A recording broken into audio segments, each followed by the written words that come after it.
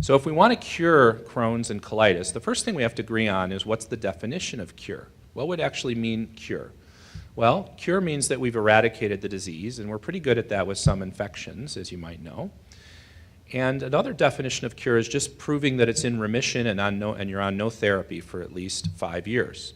Now that hasn't been adopted in the IBD world, but in cancer, that's when you have no evidence of cancer after 5 years, they say that your cancer is gone and that you're as close to cured as they could imagine. So that's what we have to think about if we're going to talk about curing IBD. And how do you find a cure for any disease, including IBD? Well, the first thing is start with is observations about the different diseases. What are they? So the one message for you tonight, if you didn't already know this, is that what we call Crohn's disease and ulcerative colitis is a collection of observations about the disease, where it is and what it does. And we've now come to realize that it may be a collection of 50 or 100 different inflammatory conditions that we lump into what we think is more like Crohn's or more like ulcerative colitis. Think about that for a minute. The other way to think about that is that everybody who has inflammatory bowel disease may have a slightly different version of it or a completely different problem altogether that looks like one of those patterns that we call Crohn's and ulcerative colitis. So you have to start with a very clear classification based on observations. The second part to finding a cure is you have to do some research, and the research has to explain associations, observations like who gets it and who doesn't. And where do these people live? What do they eat? What were they exposed to when they were little? What did they take before they developed it? And then after we make those observations based on associations, then we have to look at direct links, because an association doesn't explain cause necessarily. And after we do all that and we say, aha, this group of people got Crohn's after they went to that part of South America, or whatever it might be, then we can start figuring out, well, what did they get when they were there? How do we eradicate it, and then how do we make the disease go away? So now you're starting to get an idea of what has to happen in order to cure a disease like Crohn's or colitis. And if you ask me the question, what other human diseases have we actually cured?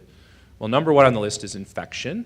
We've done a good job of curing most infections, but everyone here knows about resistant organisms now and how difficult that's become. We can cure some cancers, thankfully. Diabetes, no, unfortunately not. Asthma, no, another immune condition that's on the rise in the United States. Migraine headaches, unfortunately not. Heart disease, no.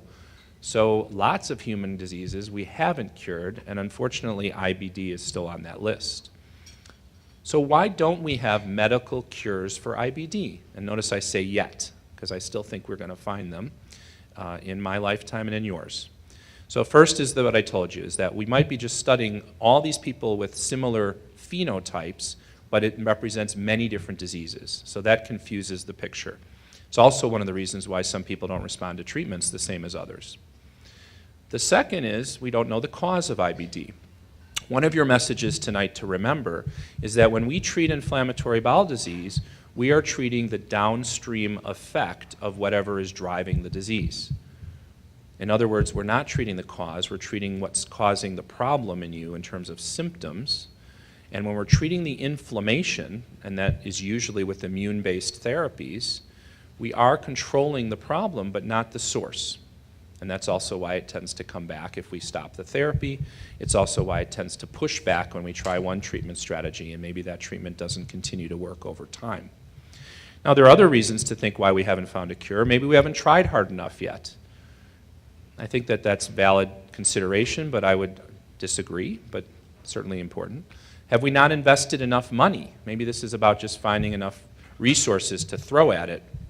I'll tell you that the CCFA has invested more money in research into cures and understanding IBD in the last 5 years than they have in all the years before. They've really ramped it up. So that might not be the answer. Here's one that comes up sometimes. It's all because the pharmaceutical companies are making lots of money by selling their drugs to you. So they have no investment in finding a cure. And I think that's interesting, and maybe there's something to that. But then again, that's their business, is to make medicines. On the other hand, we've never had more progress in treating IBD than ever before. So we have to be careful that we don't bite the hand that feeds us in that regard. Maybe we're just looking in the wrong place. Maybe focusing all on the immune system or on the gut bacteria or whatever the focus might be, including diet in our discussion tonight, maybe that's not the right place to be looking at all. Maybe it's something right in front of us that we're missing. It's possible. Or maybe it's something else. So we have to be broad and thoughtful and open-minded to all these different possibilities.